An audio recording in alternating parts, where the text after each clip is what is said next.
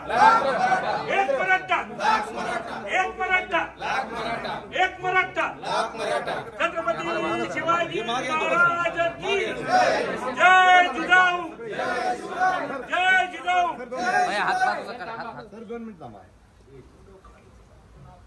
लोकांना त्रास द्यायला यांनी इथून पुढे मराठ्याला त्रास दिला की आमचा मोर्चा मोहीम तिकडे वळालीच।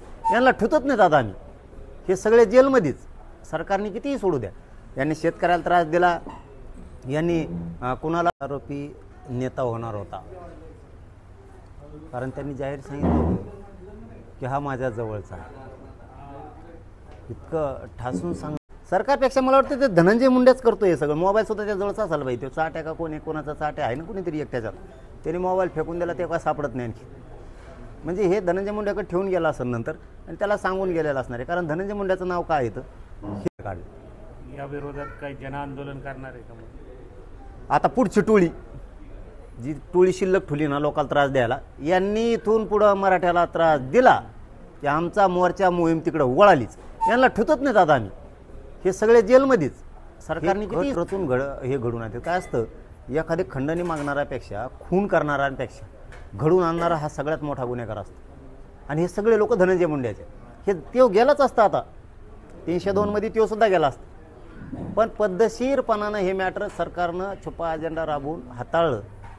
सरकारचे प्रतिनिधी छावा चित्रपटाद्वारे छत्रपती संभाजी महाराजांच्या जीवनाचा परिचय होतो, तर या चित्रपटाविषयी आपण पाहिलाय किंवा काय वाटतं? नाही, आणखीन नाही, कारण कार्यक्रम सुरू आहेत, पण बघू, चांगलं आहे, बघितल्याच्या नंतरच लक्षात येईल।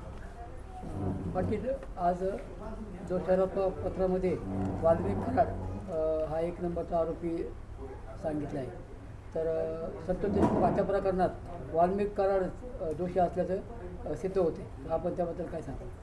हे काय असतं बरं का, की याच्यातला मुख्य आरोपी नेता होणार होता, कारण त्यांनी जाहीर सांगितलं की हा माझ्या जवळचा। इतकं ठासून सांगणं या महाराष्ट्रानं कधीच बघितलं नव्हतं। म्हणजे ते हसत बोलणं, ते चष्मा लावलेला, ज्यावेळेस प्रश्न विचारला गेला, हाय तर आहे म्हणे माझ्या जवळचा, त्याला काय आहेच। म्हणजे ही जी भाषा होती ना, तर ही सामूहिक कटात येते ही भाषा, कारण गुंडाची टोळी चालवणं आणि त्यांना पूर्ण पाठबळ मंत्रिपदाचं देणं, याच गोष्टीमुळं त्यांच्यात मस्ती वाढली होती, माझा वाढला होता की गोरगरिबांना खूप त्रास दिला जायचा। पण आता त्यात असं झालं की संतोष भाईची क्रूर हत्या झाली, त्यात ते गटले, पण माननीय न्यायालयाच्या समोर त्या न्यायालयाच्या पटलावरती विषय आला होता, याच्यात बडा नेता आहे, बड्या नेत्याला फोन गेले असं न्यायालयाच्या पटलावरती त्यावेळेस सांगितलं होतं। मग बडा नेता कोण? पण ह्या मॅटरमध्ये असं झालं की पद्धतशीरपणानं सरकारचा छुपा अजेंडा त्या राबवला गेला, तिथं सरकारचे प्रतिनिधी त्याच्यामध्ये इन्व्हॉल्व झाले, आणि बरोबर एक गुंडमित्र, राजकीय गुंडमित्र त्यांनी याच्यातून बरोबर बाहेर काढला। नसता याच्यात 100 ते 150 जण 6 रुपये आत्तापर्यंत झाले असते। जर 100, 150, 6 रुपये झाले असते तर सरकारची बदनामी झाली असती, म्हणून त्यांनी घाईगडबडीनं चार्जशीट पण दाखल केलं, निकम साहेबांची निवड पण केली, आणि आता 6 रुपये होतील की नाही बाकीची ही शंका आहे। या प्रकरणी तुम्ही धनंजय मुंडेचा राजीनामा मागणार का? अरे त्याला काय दिला काय नाही दिला काय होणार आहे, घेतला काय नाही दिला काय, आणि असे 50 झाले ते 2 काय आणि आणखीन 50 जरी झालेत काही फरक पडत नाही आम्हाला त्याचा। फक्त यांची गुंडगिरी मुळीत काढणं हे गरजेचं होतं, कारण गोरगरिबावर एवढी दहशत होती की प्रचंड दहशत, मारामारी करणं, कुठं रिव्हॉल्वरी काढणं, जमिनी बळकीनं, कोणाच्या कारखान्याचे पैसे बळकीनं, टोळ्या घेऊन जातील, न्यायचेच नाही टोळ्या तिकडं, त्या कारखाना डुबीतील, व्यवसाय छोटे छोटे, कॉन्ट्रॅक्टर, उद्योगपती यांना त्रास देणं, सर्रास दारू पिऊन कोणाला कट मारायचे गाड्याचे, परत त्यालाच त्रास द्यायचा, कुणी नाही धक्का लागला तरी कट मारला म्हणायचा। म्हणजे ही जी एकूण संघटित एकूण गुन्हेगारी यांची, हिला आळा बसणं गरजेचं होतं, परंतु आता ते अर्धे आत गेले, अर्धे बाहेर राहिले।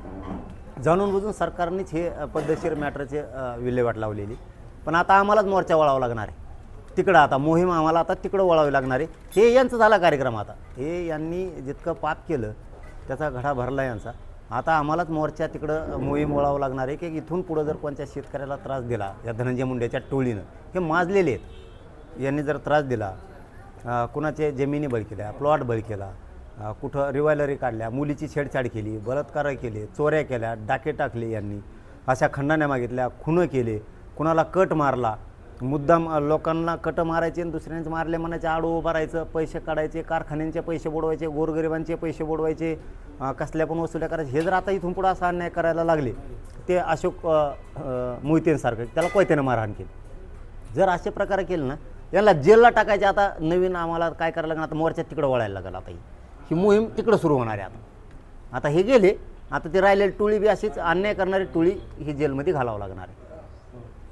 कृष्णा आंधळे हा आरोपी अजून सापडत नाही, त्याला सरकारचा पाठिंबा आहे का असं वाटतंय का तुम्हाला, किंवा त्याला लपवण्यामागे असल्याशिवाय ते इतके लपूच शकत नाही ना. सरकारपेक्षा मला वाटतं ते धनंजय मुंडेच करतो हे सगळं. मोबाईल सुद्धा त्या जवळचा असायला पाहिजे. तो चाट्या का कोणी, कोणाचा चाट्या आहे ना कुणीतरी एकट्याच्यात, त्याने मोबाईल फेकून दिला, ते काय सापडत नाही आणखी. म्हणजे हे धनंजय मुंड्याकडे ठेवून गेला असेल नंतर, आणि त्याला सांगून गेलेलं असणार आहे. कारण धनंजय मुंड्याचं नाव काय येतं, हे त्याच्या जवळचे लोक आहेत. कारण गुंडाचं समर्थन करणारे ही टोळी ही धनंजय मुंडेंनी पेरल्याशिवाय होऊ शकत नाही. कारण ही संघटित गुन्हेगारीच आहे. हे कट रचून हे घडून आणते. काय असतं, एखादे खंडणी मागणाऱ्यापेक्षा, खून करणाऱ्यांपेक्षा घडून आणणारा हा सगळ्यात मोठा गुन्हेगार असतो. आणि हे सगळे लोक धनंजय मुंड्याचे. हे तो गेलाच असतं, आता 302 तो सुद्धा गेला असता. पण पद्धतशीरपणानं हे मॅटर सरकारनं छुपा अजेंडा राबवून हाताळलं, सरकारचे प्रतिनिधी त्याच्यात घातले आणि बरोबर त्याला बाहेर काढलं. या विरोधात काही जनआंदोलन करणार आहे का मग? आता पुढची टोळी, जी टोळी शिल्लक ठुली ना लोकांना त्रास द्यायला, यांनी इथून पुढं मराठ्याला त्रास दिला की आमचा मोर्चा मोहीम तिकडं वळालीच. यांना ठुतत नाहीत आता आम्ही, हे सगळे जेलमध्येच. सरकारने कितीही सोडू द्या. यांनी शेतकऱ्याला त्रास दिला, यांनी कुणाला कट मारले, कुणाला दारू पिऊन शिव्या दिल्या, काहींच्या तलावामधून मोटरी बाहेर काढून फेकल्या त्यांनी शेतकऱ्यांचं वाटोळं व्हावं म्हणून, कुणाच्या जमिनीवर कब्जा मारतात, तिथं अतिक्रमण करतात, प्लॉटवर अतिक्रमण करतात, बलात्कार छेडछाडी करून मुलीच्या पळून जातात. म्हणजे हे जी सर्रास यांची गुन्हेगारी आहे ना, इथून पुढं धनंजय मुंड्याच्या टोळीनं त्रास दिला की आमचा मोर्चा आता तिकडं वळाला. हे गेले आता, यांची राग झाली. काय असतं बरं का दादा, लक्षात घ्या, माणूस एखादा गरीब असला आणि तो जर कष्टानं म्हणा, नोकरीनं म्हणा, श्रीमंत जर झाला ना, त्याचे संस्कार बदलते की नको आपण आता सदन झालो, 4 लोकात बसतो उठतो आपण, आता वाद नको. हे पैशावले झाल्यावर माझत येत. लोकांचं उलट आहे. माणूस जर पुढं गेला ना तर शाण्या सुरत्यात मोडतो. ते म्हणतो नाही रे पोराओ, भांडणं करत जाऊ नका, गावकऱ्याला समजून सांगा लोकांना, हे जास्त माझत येत. म्हणजे उलटी प्रक्रिया आहे. त्याच्यामुळे यांचा माज जर उतरायचा असला ना, आता ही एक टोळी गेली मधी, आता इथून पुढं मराठ्यांना त्रास दिला की आमचा मोर्चा तिकडं मोहीम वळाली. यांच्या टोळ्या सगळ्यामध्ये टाकतो, यांच्या निशाच उतरणार आहेत आम्ही आता. पाटील साहेब, तुम्ही जे बोलताय, ज्या भावना व्यक्त करताय, मराठ्यांची बद्दलची जी तळमळ तुम्ही व्यक्त करताय, अजितदादा उपमुख्यमंत्री आहेत, ते मराठा समाजाचे आहेत आणि ते जिल्ह्याच्या सगळ्या भागात नेमकं हेच बोलतात की माझ महिना केला तर मी टायरमध्ये घालून मारेन, हे करेन, ते करेन. आपल्या ह्या ज्या भावना आहेत, एक शासनकर्ते म्हणून आपण अजितदादांपर्यंत आत्तापर्यंत पोहोचवल्यात का? आणि हे धनंजय मुंडेंचं जे तुम्ही बोलले, त्याचे जे कृष्णकृत्य आहेत, ते अजितदादांपर्यंत आपण पोहोचवलीत का? पाऊसच काय करत, त्यांच्याकडे डोळे गेले काय, त्यांना काय टीव्ही दिसना होईल. तुम्ही जे भावना जर व्यक्त केल्या, हे बघा त्या दादा, माझ्या लक्षात आलं तुम्हाला काय म्हणायचं ते. एक भावना फक्त आम्हाला त्यांची योग्य वाटली की नैतिकतेच्या जोरावरती मी राजीनामा दिला होता, त्यांनी पण द्यायला पाहिजे. एक बरं वाटलं तेवढं. पण बाकीचं त्यांना सांगायला का, त्यांना दिसना का किती गुंडगिरी आहे. चॅनलच्या आपल्या पत्रकार बांधवांच्या माध्यमातून, अहो तपास यंत्रणेला तपास लागत नाही, इतके मीडियाच्या बांधवाचं कौतुक करायला लागल. ते रानोरान हिंडतेत, ते शोधून आणतात कोणाचा कब्जा मारला आहे, कुंकडून पळाले, कोणत्या हॉटेलवर यांची बैठक झाली, कुठं कट शिजला, आणि मग तपास सुरू होतोय. आधी पत्रकार बांधव जातात आणि मग तपास सुरू होतोय. तपास यंत्रणेला राज्य सरकारकडून 100% मुभा मिळालीच नाही. जर मिळाली असते ना, तुम्हाला हे आकडा खोटा वाटून 100 ते 150 जण जेलमध्ये राहिले असते. यांनी जाणून बुजून राजकीय मित्रत्व निभावलं आणि त्या राजकीय मित्रत्वातून यांनी काही गुंड वाचवलेत, हे सत्य. या मॅटरची बरोबर त्यांनी सोयीस्कर पद्धतशीरपणानं शांत दिमागानं विल्हेवाट लावलेली. 100% याच्यातून खूप जण वाचवले त्यांनी. वाल्मिक कराडला त्या जेलमध्ये VIP ट्रीटमेंट मिळते असा आरोप देशमुख कुटुंबियांनी केला आहे. त्याबद्दल तेच सांगितलं मी आता की हे यंत्रणेला माहीत होतं अगोदर. प्रतिनिधी बांधवाला यांना, त्याच्यानंतर कारवाई करायची असती. कारवाई करत नाही आहेत ते. आत्तापर्यंत 100-150 जणांचे पुरावे दिलेत. बलात्कार करणारं ते सोलापूरला लपून बसलं आहे. जमिनीवाले आहेत, प्लॉट हडपिलेले आहेत, कोणी कोणाला गाड्या पुरविल्या, कुणाला घरं राहायला दिले, पैसे कुणी दिले, पोलिस कोण अधिकारी हे पुरावे दिले गेलेत. तरी एकही आरोपी झाला नाही म्हणून हे पद्धतशीरपणानं प्रकरण संपवलं आहे. आणि ते जेल त्याचं नाही आहे. ज्याला मोका लागतो ते जेल ते नाही आहे, उचलतच नाही आहेत ते. म्हणजे याच्यात सरकार किती पद्धतशीर पद्धतीनं गोड बोलून ग्रामीण भागात गुळाची सुरी बनलं जातं, कशी वापरून मान काटली जाते, हे पद्धतशीर याच्यात चाललेलं आहे. सगळे सोयरे कायद्या संदर्भात आपल्याला तत्कालीन मुख्यमंत्री एकनाथ शिंदे यांनी शब्द दिला होता, पण तो अजून काय कायदा लागू झालेला नाही. त्या संदर्भात आपली पुढची भूमिका काय असेल? देवेंद्र फडणवीस साहेबांनी 3 महिन्याचा वेळ मागून घेतलेला. त्या दिवशी त्यांच्या अंतर्वालीत प्रतिनिधी आले होते. त्यांच्या माध्यमातून आपल्या 8 मागण्यापैकी 4 मागण्यासाठी त्यांनी 3 महिन्याचा वेळ मागितला. आणि 4 मागण्या ज्या केल्या त्याच्यातल्या 8 पैकी 4 त्या तात्काळ करतो म्हणून सांगितल्यात. या अधिवेशनात 3ही गॅजेट म्हणजे हैदराबाद संस्थांचं गॅजेटियर, सातारा संस्थांचं, बॉम्बे गव्हर्नमेंटचं आणि तुमच्या पुण्याच्या औंध संस्थांचं हे गॅजेट या अधिवेशनात लागू करतील. नाही केलं तर बघू मग पुढं काय करायचं. तुमच्यामुळं 52 लाख कुणबी दाखले मिळाले, त्या संदर्भात अजून काय पुढे भूमिका तुम्ही कुणबी दाखल्या संदर्भात करणार? मग का नाही करणार? 57 लाख आहेत. मी सरकारला विचारलं होतं 52 लाख आहेत का किती आहेत खरं सांगा. खोटं काही लोक म्हणतात खोटं आहे, काय म्हणतात खरं सांगा. म्हणलं फसू नका आम्हाला, कारण आम्ही सरळ लोक आहेत बघा. आम्हाला ते आडे खोडे खेळता येत नाहीत, डाव खेळता येत नाहीत, ते पंचटसारखं बोलता येत नाही कोणीकडे सुद्धा. जे आहे आम्ही खेड्यातले येतं गोरगरिबाच्या वेदना माहिती आहेत, सरळ बोलतो आमचं. त्यामुळं फसू नका म्हणलं सांगा. त्यांनी आपल्याला लेखी प्रोसिडिंग दिलेली बैठकीची. 54 लाख नाही म्हणे, 57 लाख पुरावे सापडलेले.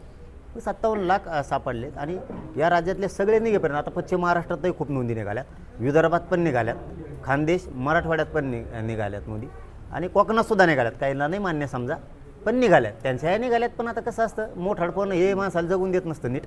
त्यांच्या ह्या निघाल्यात, जे वळवळ करतात ना, टोकरे लिहून बोलतात आमचं नको, त्यांच्या ह्या निघाल्यात. पण आता ते काय जोरावर दाबीत आहेत. वेगळा प्रश्न असा आहे की ह्याच्यातले जे आरोपी आहेत संतोष ह्याच्या ह्याच्यातले, तर इथं शिरूरमध्ये अशी चर्चा होती की ते आरोपी शिरूरमध्ये सुद्धा आले होते आणि शिरूरमध्ये त्यांची गाडीसुद्धा दिसली होती जी 333 आहे, अशी एक चर्चा आहे. पण तुमच्यापर्यंत काही त्याची माहिती आली आहे का? काय माहिती नाही आली, पण नाकारणार नाही.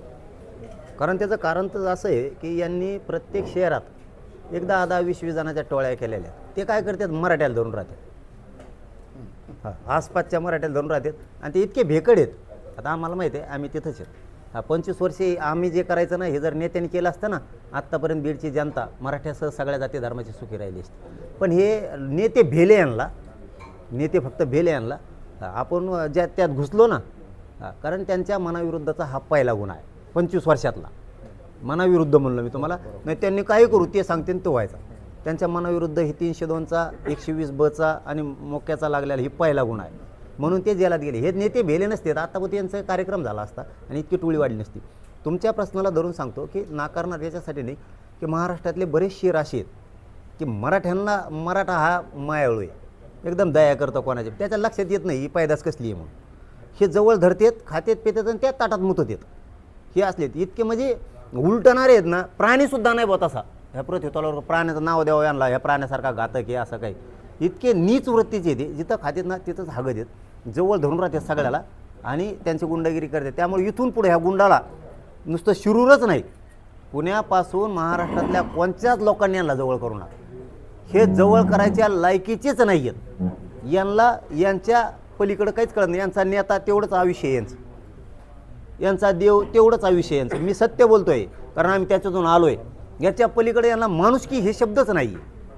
ही टोळीची डेंजर आहे. त्यामुळे ही टोळी आता संपतो, सोडत नाही. अर्धी घातली आत, आता राहिलेली नुसतं यांना मराठीचे वाटा जाऊन द्या घालतो. आणि तुम्ही बी इकडं काही वळवळ केली ना, आत घाली जा, गप्प बसा जाऊ नका. हां, कोची जा, यांना काय भ्यायचं नाही. आपलं खात्याचं ना आपल्याला उलटं देते. एक मराठा. पालकमंत्री अजितदादा पवार झाल्यानंतर काही वातावरणात बदल झाला तर का वाटतं? नाही, काहीच नाही. वातावरण तसंच आहे. ते दगड येतं, ते डोंगर येतं, पाणी नाही, काहीच नाही, काही नाही. गुन्हेगारांना पाठीशी घालण्यात जे काही भौगोलिक नाही पण सामाजिक दृष्ट्या काय भौगोलिक मध्ये मानसिक बदल होत असतो, मानसिक परिवर्तन होतं. जर भौगोलिक बदल झाला त्या परिसराचा जर बुद्ध्यात बदल होतो. त्यांच्या गुंडगिरीच्या बुद्ध्या, त्यामुळे ती मला वाटत नाही विकास होईल म्हणून. हरित क्रांती मराठवाडा का बघन असं वाटत नाही आम्हाला कोणी झाला तरी. आणि गुंडगिरी संपवायची असती तर तेवढाच एक फक्त आक्षेप आहे त्यांच्यावर, नसता बाकीचे कामं त्यांनी बीडचा पालकमंत्री म्हणून चांगले केलेत. अजित पवार यांनी दुसरा पालकमंत्र्याचं नाव जुटवून पुढं ते असे आलेले लई येते की त्यांनी की मी नैतिकतेच्या जोरावरती राजीनामा दिला, त्यांनी द्यायला पाहिजे, ही एक प्रकारचा संदेश आहे. पण बाकीचा काही बदल नाही झाला, कारण त्यांनी जर हे 100-150 आरोपी केले असते, 6 आरोपी, हे राज्यातलंच संपलं असतं बिडासह सगळं मुळाजाळा सकट. पाटील सामाजिक सौहार्द जे आहे म्हणजे 2 जातींमधलं, तर ते कमी होण्यासाठी काही प्रयत्न होत आहेत का? की असं सांगितलं जातं की बाबा वाद येते या जातींमध्ये आणि त्यामुळे वातावरण अशांत आहे बीडचं वगैरे. कमी व्हायला वादच नाही. दोन्हीचा जे मतभेद झाले ते कमी व्हायला वादच नाही. टोळी ती टोळी, त्यांच्या जातीसुद्धा काही लोक लय चांगले आहेत ना. ती टोळी हिच्या संगत चांगलं वागून जमणार नाही, मतभेद मिटून सुद्धा जमणार नाही. ते असे येतं त्यांना जर उचित सोडलं ना, जे हातात हात दिला ते हातात तोडीत येते. म्हणजे हे पैदाशील हातात हात द्यायसुद्धा कामाचे नाही. हे असले एकतर या प्रत्युताला जन्मूच नाही, यांना आईबापसुद्धा कादारलेत. चांगल्या चांगल्या देवस्थानातसुद्धा डाग लावलेत, यांच्यामुळे कलंक लागला. त्यांचा मोठा नेता होता, त्यानेसुद्धा जिवंतपणेच मरण यातना भोगलेल्या आहेत. हीच टोळी आहे ती. त्यामुळे हे लोक ना, ही टोळी, याच्यामुळे कुठं वाद नाही, फेद नाही, काय नाही. आणि तुम्ही माणसं मारून टाकता आणि त्याच्या विरोधात बोलायचं नाही, आणि बोललं की तुम्ही म्हणणार जातीवादी. म्हणजे ही काय पद्धत आहे का तुमची? आमच्या तर काही गुंड असते ना, कधी समर्थन केलेलं बघितलं आहे का मराठ्यांनी? असतेनच ना कुणी ना कुणीतरी समर्थन, कधी मोर्चा, कधी रास्ता रोको नाही. याला ते भलं 2-4 खोल्या भरत्यान, कणगी भरत्यान, इतके पैसे कमी त्यांनी त्याला खायला लागत होते. सरमाड का करमाड कोण येते दलिंदर, ते इतके पैसे लागत होते त्याला. इतकं कमवलं तुम्ही म्हणता बोलू नका. ही कुठली पद्धत आहे? गुंडाच्या विरोधात बोलायचं नाही, ती जातीवाद आहे. गोरगरीब मराठ्यांना आरक्षण मागणं जातीवाद आहे.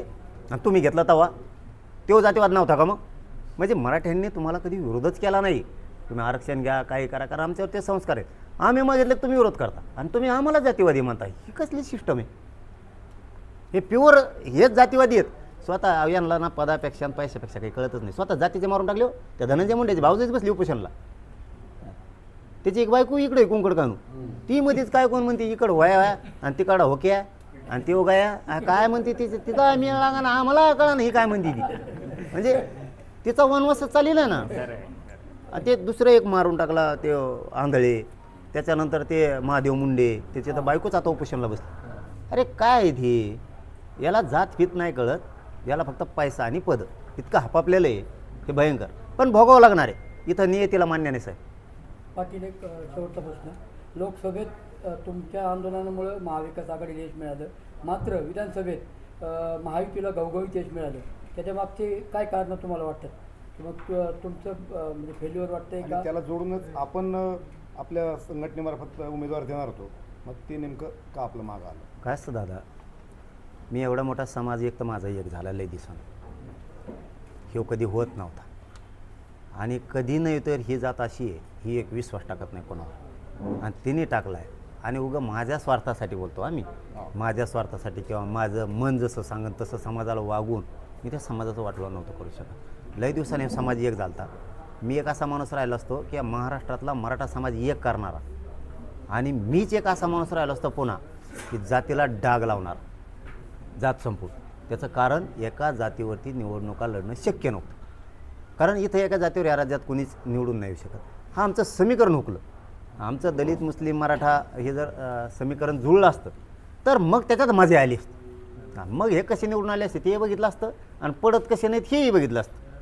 पण ते शक्य नव्हतं एका जातीवर. त्यांनी ते समीकरण जुळाना म्हणलं नको, उगाच लोक पाडायचे आणि आपल्या हातानं आपल्या जातीचं वाटोळं करायचं. 5 वर्ष लोकांना खालीमान घालून जगावं लागलं असतं, आणि हे मला मान्य नव्हतं. त्यामुळे ते आपण ते विषयच नाही घेतला. पण त्यामुळे महायुतीला फायदा झाला असं वाटत नाही का तुम्हाला? आता आम्हीच नव्हतोच ना त्याच्यात, मैदानातच आम्ही नाही. त्याच्यामुळे लोकसभेला आम्ही मैदानात होतो. कसा कार्यक्रम दाखवला मराठी मैदान, आणि मराठीशिवाय सत्ता येऊ शकत नाही.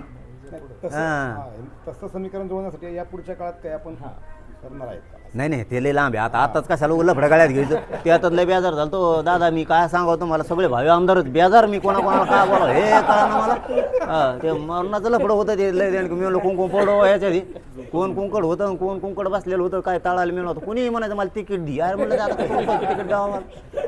कोणी काय तिथं सांगत ग्रामपंचायतीला पडणार तुमच्याकडे. लय अवघड होतं ते कार्यक्रम, अवघड होता तो. त्यामुळे पुढचं आपण आत्ताच काय सांगणार. आपलं माझं खरं ध्येय आहे की माझ्या गोरगरीब मराठ्यांच्या लेकरांनी मोठं व्हावं.